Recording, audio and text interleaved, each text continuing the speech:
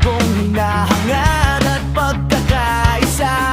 Eto na, nandito na siya, ang bangungot na kinakatakutan ng mga buhaya.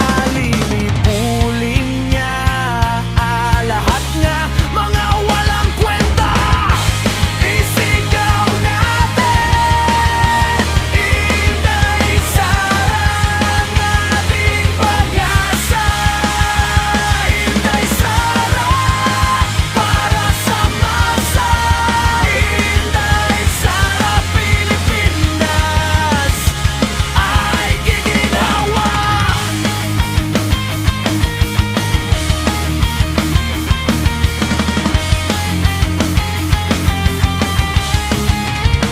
Kahit maraming tinik, walang takot na susungin.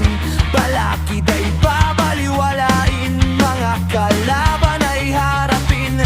Mapagtanggol lang ang bayan.